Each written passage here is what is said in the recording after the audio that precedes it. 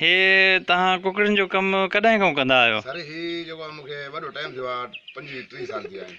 अच्छा सही सही। पोइ हे दाणा खणंदा किथां आहियो? ही पंजाब माल ईंदो आहे हिते सेठ आहे मुश्ताक नालो अथसि उहो ॾींदो माल। अच्छा पोइ हिन में तव्हांखे माना फ़ाइदो आहे तॾहिं त कमु सुठी रोज़ी आहे। पोइ हीअ हाणे जेको मूंखे जेको हे तव्हां ॾिनो आहे जी सर ही कुकड़ियूं ही तव्हां मिस्री था सॼो? जी जी सर मिस्री गोल्डन जी सर।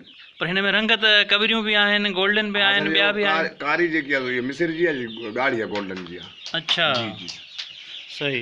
हाणे केतिरे टाइम में तयारु थी वेंदियूं? अरे 2 महीननि में इंशाल्लाह तयारु थी वेंदियूं। 2 महीननि में माशाअल्लाह। 2 महीननि में माना हे आना ॾींदियूं। ऐं आना केसि ताईं ॾींदियूं रहंदियूं? सर इहो जो साल ॾेढ जेको आहे टाइम आहे। अच्छा हूअं त 2 साल बि ॾींदियूं आहिनि।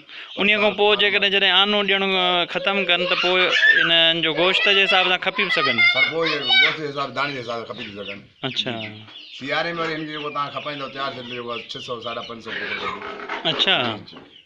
पोइ हिननि जी खुराक कहिड़ी थींदी? खुराक हिनखे तव्हां जेको आहे फार्म ते त फीड ॾींदा आहिनि। वरी हिते तव्हां जेको आहे बाजरी ॾेई था सघो। अच्छा ऐं ॿियो पाणी हिननि जे लाइ पियो ई पियो हुजे या? पाणी पियो हुजे बिल्कुलु सही। थधि आहे। हिन वक़्तु हे जेके आहिनि चूज़ड़ा इन्हनि जी एज केतिरी आहे? ऐं सर हिननि जी तक़रीबन 250 ग्राम 300 ग्राम हूंदी। 300 ग्राम न वज़न न? अच्छा ऐं उमिरि केतिरी हूंदनि? उमिरि सर जेको 2 महीने 2 महीने 1.5 महीने।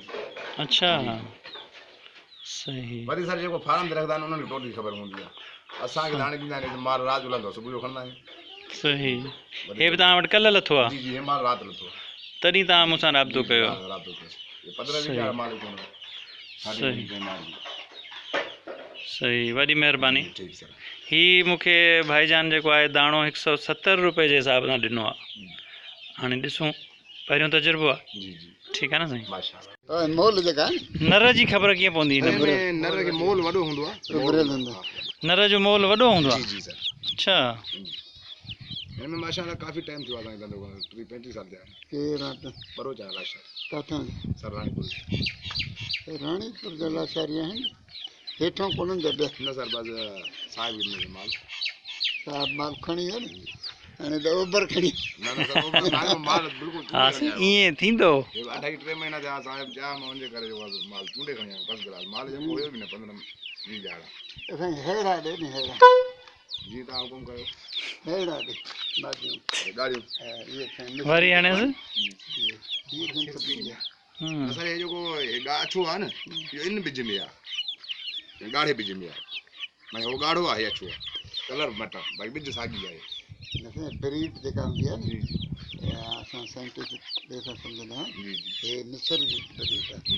हे जेको कबरो आहे न इहो रखे हूंदो इहो बि आननि वारा ई हूंदा पर नसुल ॿियो आहे।